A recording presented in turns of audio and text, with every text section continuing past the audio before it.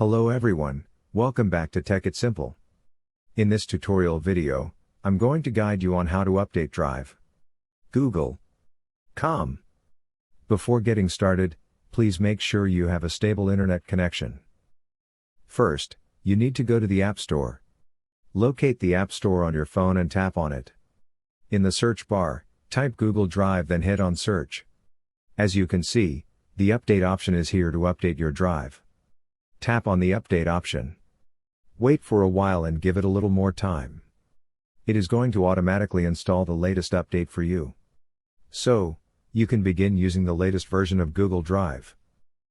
Now, the update is completed. You can see the Open option. Tap on it and use the latest version of Drive. So, this is how you can easily update Drive. Google.com on iPhone. If you found this tutorial easy and helpful, do not forget to like, share, and subscribe to our channel.